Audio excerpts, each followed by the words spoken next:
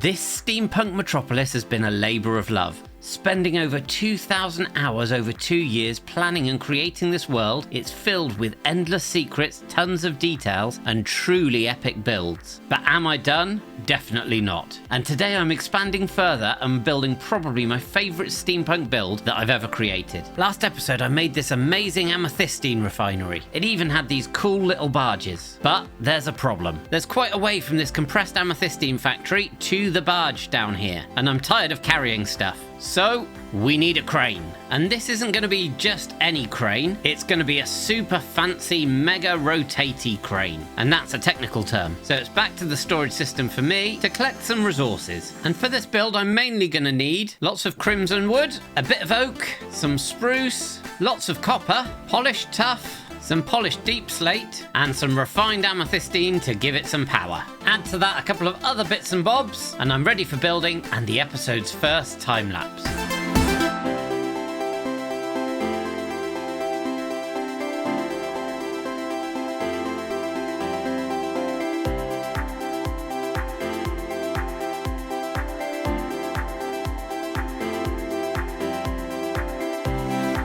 Now that's finished, and whilst the leftover items go back into my storage system, let's take a look at the crane. Isn't it a beauty? It's so chunky. And I've done just some very basic decoration on the dock around here just to tie it into the environment. I am going to be doing significantly more work in this strip of land today, so make sure you stick around for that. But the thing that I like about this most is these chunky legs. I really think that it looks like it would hold up the weight of the crane and whatever's being lifted here.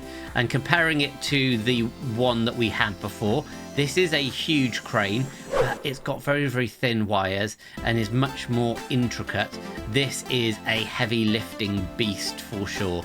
You can tell just by the cable itself that's going right the way through the build. The one thing that is a little bit disappointing though, I absolutely love using these pots within the builds, but as you get a certain distance away, you will notice, bing, they all disappear because they are entities. And so this thing does float a little bit if you get too far, but unfortunately that's the price of beauty. Now underneath this you can see the machinery. This is what turns the crane. So this does have a full 360-degree range of motion in order that it can pick things up on all sides of the dock. And if we head up here and come through this gate just like so, we can head over to this central section and climb right the way up into the crane as with the others. Now this is a very small interior for the crane, so there wasn't much room for me to put much in because this is a smaller cab, but you do get that great visual of the claw itself ready to pick stuff up and move stuff around. And from the sky, as the legs finally render in just about there, I love how this looks. I love the angle on the crane itself up here, and I really do love the chunky nature, and particularly this big bulbous tank here that is holding all of the refined amethystine. But now, before it gets too dark, time to sleep, and as the sun rises behind me, it's time to talk about the plans for this area. Now, one thing that I felt was missing, even though I do have a couple dotted throughout the base, is a standalone nether portal that ties in with the steampunk look of the rest of the builds. And if you've been watching the channel for any period of time, you'll know that I can't just leave it at that. So I'm going to be using this custom mountain and building into it with a steampunk motor that is going to power the nether portal and a lot of the other builds in the city. And having planned this is probably going to be my favourite build that I've ever created. I absolutely love it and can't wait to get it into this world. But before I can get any of that done, I need to clear this land. And because you're lucky, lucky people, that means you get another small time lapse.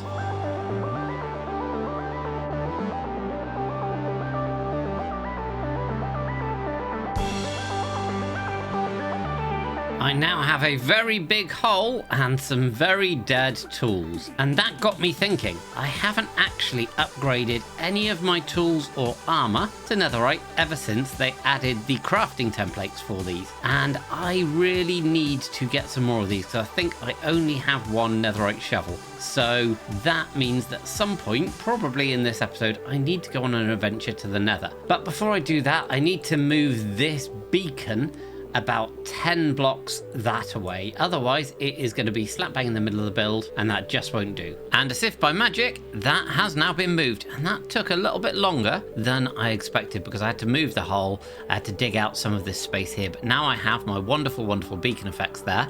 And if I come down this way as well, I had put a beacon in this space. I moved it along a little bit because I realized that the beacon was now directly underneath the crane, which wouldn't do as well. So I've now moved that into the space. Obviously, I've got the beacon beams turned off, which is done through one of the sodium mods that I use, which I think is a great addition because nobody wants all the beacon beams in their base unless maybe they've got a futuristic base. Maybe that would be a good look. But for me in the steampunk world, yeah, not so good. However, I have put glass on all of these right the way through the base, depending on where they are. So the ones that are in the Mesa itself have got, say, an orange glass. So those will give the orange beams. So even if when you download the world, you're not using sodium and you can't turn off the beam, it'll still look pretty cool. Speaking of which, if you do want to get hold of this world, it is available to my patrons. So there's a link for that in the description if that's something that interests you. Now, back to this space, which looks absolutely terrible. So I am going to collect up some more resources and carry on this dock right the way along. And now with all the materials collected, including an awful lot of stone for this, I am going to magically go 1, 2, 3, and that looks so much better now. I'm super pleased with this now that I've filled the area in, and you will see here I have even given myself a lovely little road that takes us down to just a little beach area, just again to try and tie the actual city itself into the terrain so that it goes with the terrain rather than just replacing it all the time. So that is absolutely awesome. But now to think about that smithing template and how I can get hold of that. But the Nether can be a dangerous place and I don't really want to go there on my own and potentially lose all of my stuff. That would not be fun. So I need to take advantage of the amethystine portal and try and work out a way that I can actually activate this myself rather than just having somebody random turn up. So I've been brainstorming some ideas. First of all, I thought maybe I could get some TNT, but then I saw sense and thought no. Definitely not. Then I thought maybe a seance or something like that with some candles. But again, I considered the consequences and decided, yeah, that would probably end badly. But then it hit me. Obviously, refined amethystine's the key. And after a little bit of tinkering, I have created this. The comfortably operating, literally logical assistance bringer device. And what this should do is plug into the power of the amethystine portal here. And when I switch this lever, you will hear it starts up, the lights go on, and hopefully this will pump some of the refined amethystine power into the ground near this portal and can actually bring somebody here. So I'm going to leave this chugging away and head back up to my base to do a little bit of tidying up, just in case I get some company. And after a short while... What in the world? How did I get here? Where even is here? Wait, I hear somebody. The device is working. Hello? I can hear a voice. You can. Mr. Beardstone, hello. Aha, you seem vaguely familiar. Yeah, you're probably mistaking me for somebody else, to be honest. But welcome, right, okay, yeah. Welcome to my world. I've just built a device which seems to have brought you here, which I'm very pleased about because, to be honest, I could do with a little help. Let's get you upstairs and get you some kit. Yeah, I mean, this is all very confusing, but yeah, fine, I'll just follow a random stranger in a dark cave. A very pretty dark cave, but still a dark cave. Okay, lead the way. That sounds legit. Nothing could possibly go wrong with that kind of a plan. Oh, don't say nothing could possibly go wrong. That's how things go wrong. Here we are. Welcome to my world that you seem to have been transported to. Thanks for coming, even though you probably didn't have much choice in the matter. No, I was standing in my chip shop, and now suddenly I'm here. You didn't bring any chips with you, did you? No, I made I made a fish and chip shop, and it turns out I haven't actually got chips in my world, so it's just a fish shop. Right, okay. You might recognise that fine-looking gentleman over there. Oh, I do. That's Avo. Yeah, him. Yeah. Bit creepy. Yeah. Seeing myself. Okay, yep, no, that's fine. We'll carry on. There's people everywhere. This is wonderful. Help yourself to some kit from this box. Oh, look at this. Oh, I'm going to take all of this stuff. Yeah, please do help yourself. I'll take that. One of them. Yep, one of them. That looks good. Yep, some of those. Potion of fire resistance sounds like a good idea. Yeah, I've got food. I've got fireworks. Yeah, and some cobble so I can spam blocks all over your world. Sounds fantastic. Absolutely, yes. So I kind of summoned you here a little bit. As a man who is familiar with the hardcore worlds, I thought you might be quite useful because I need to get hold of one of those newfangled smithing templates. Because as you'll notice, all that gear that you've picked up, it's only diamond. And I've got netherite, but now that they've changed things, I've got absolutely no way to put it together. So I figured, why go to the nether alone and possibly die when you can bring somebody as a friend and as a guest and possibly as cannon fodder? Well, cannon fodder would be right. I mean, of all the people you could have got to help you in the nether, you chose the one person who avoids the nether as much as possible because I die there a lot. Yeah, you may have made a bad choice there, but we'll figure it out. I'm sure it'll be fine. This could go very badly. I mean, yeah, it's quite likely. And we'll head over to the nether and, we can go looking for one of those Bastion malarkeys. It's going to be fun regardless. Absolutely. There might be some incidents, but it's going to be fun. Let's go. I'm excited. This way. So, after a short walk through the nether, I have brought you to this place that I scoped out a little bit earlier. And I scoped it out, and that's pretty much why I ran home and summoned you, because, it's a treasure bastion. Right. Yeah. And they're scary places, and I'm not too big to admit that I was frightened of doing it alone and fancied a bit of company. So... Well, I mean, I'm terrified of these places, so yeah, I'm sure it'll be fine. I mean, look, I've already got a dude angry at me because I'm not wearing gold. Based on that fact, I think it's probably safe that we stick down one of these here respawn anchors and load it up. Yeah. I will be using that many. Yes, and I am also gonna be upgrading to a chest plate before we head in. That is clever. I like it. Yes. Hopefully you've got some potions of fire resistance, etc., in case you fall through holes in the floor. But I figured I have one, so okay. I've got one chance. It'll be fine. I figured we'd just be particularly rude and bust into this place. Yeah, smash open the doors. Let's go. Or the walls, I should say. Let's do this. And now this is where I've picked the only place in the entire thing that's like 6 deep blackstone. No, looks like we've managed to get inside. Oh, there's one of those brute things. He's going to come over here any second. And don't worry about those. Look, you just give them a little slap and they disappear. Look, see that? Fantastic. I like. I'm sure he won't come back to haunt us. I like your style. So basically, you're after the thing for making netherite gear, right? Yes. That's what you're after, the armor template, which is probably down there, which is going to be a problem because that's where all the big fiery bouncy boys are as well. Yes, and also some more of these lovely brute fellows. So I was figuring. Oh, look at that! That was wonderful.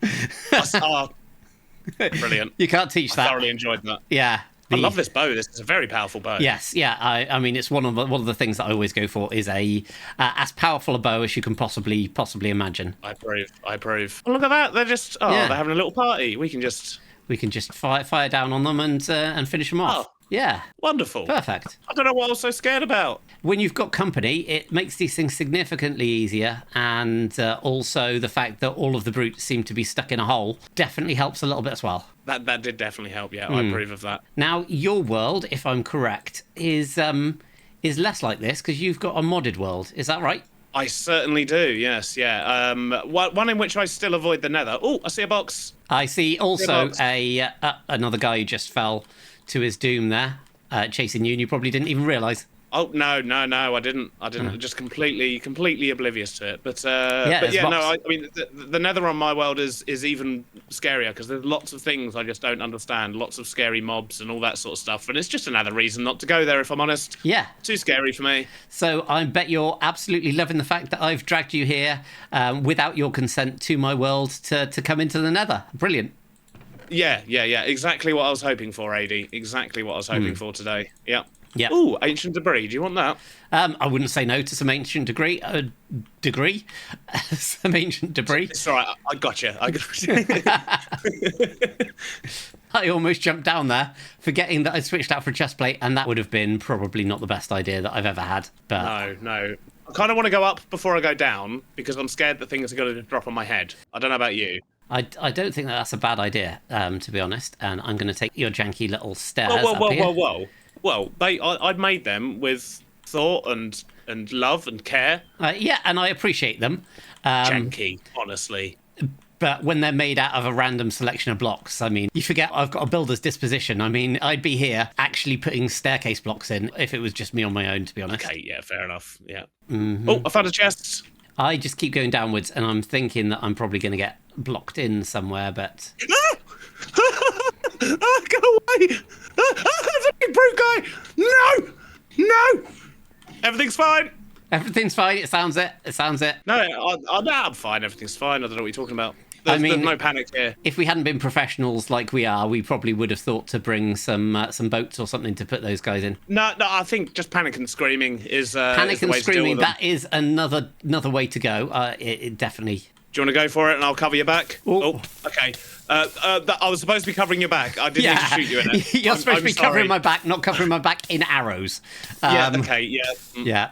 That's fine. Noted. Oh, there's a big one. Okay, right. Do you want to go for the chest? Yeah. And I will continue to cover you as well as I did the first time. So many of these little dudes. Yes, we have a smithing template, almost as if we didn't realise that was going to be in there. I mean, aren't they in like 100% of those chests? Yeah, shush. Yeah. Okay, yeah. Way, we found one. Woo! Ooh, yeah. To be honest, that wasn't too bad. That wasn't too bad at all. This is the big question. Now we're inside. Have you got any idea how we get out of this place? Because I have no clue whatsoever. I'd say that was a mission success. I would say that was a resounding success. Thank you for your nether-based talents. That was brilliant. Let's take this template. I was going to say, I don't think anyone's ever said that I have nether-based talents. I mean, there's a first time for everything, Mr. B. I think I know where I recognise you. Aren't you the tree guy? What's that over there? Whoa, that's not... I don't know what he was talking about. And if you know, keep quiet, all right? And after that slightly ominous ending from Mr. Beardstone, of course, make sure you check out his channel and links in the description. I now have the smithing template. And the first thing I am going to do with this is duplicate it a whole bunch of times so that I don't accidentally end up using it and not having one left. Yep, 26 should do the trick. And with that safely stowed away, it's back over here to the nether portal area where I'm going to get together all the resources for this giant engine and the nether portal, which, believe me, is going to take a long time, and get them all laid out ready for the build.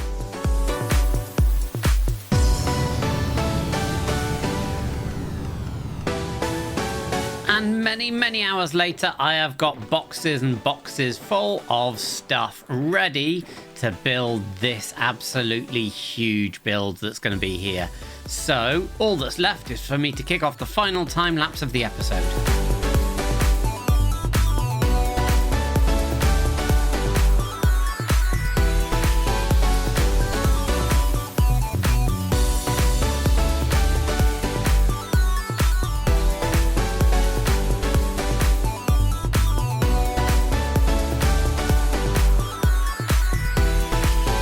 The build and the decoration is now complete, and I absolutely love this one. First of all, we've added some life to this beach here. We've got one of these little crates that's fallen off the side. A dude sitting here. Obviously, I've added in a lot of these straw statues to this area because it is quite a big area to bring it to life. And the key thing is, once you come up through this beach, you get to see the nether portal here, this massive great sump of amethyst, which is powering that.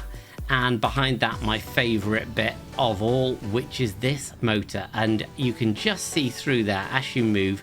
I've got layers and layers of the glass to kind of create the foggy effect, but loads and loads of gears in here as well. Coming up past here, I've added another one of these little trucks, and this is just opposite here, the portal itself. I do love how this looks with the giant cog. And this cog itself can turn. We've got these little engines that are powering things and the wheels as well, which are these grindstones. So this entire thing would be able to rotate here. And this is all just beneath our giant airship.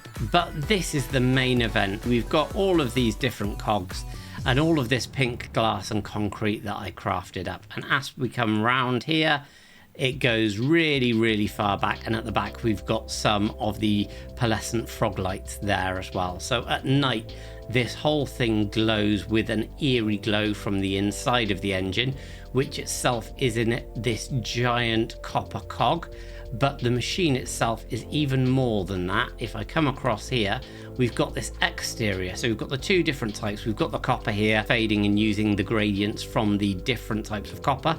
And then we've got this clean portion, which is again a really nice mix with the acacia in here. And you can see the parts of the machine through the glass. So we've got this two-tone, two-tier effect, and the blue really, really sets off this copper. This is one of my favorite builds, and this whole thing is built into this mountain with all of these, a different design of the pipes coming out and connecting it across to this cliff over here to tie it into the builds that had already been done. And round the other side, we've got more of the same, except we've got a really, really big gear up here as well.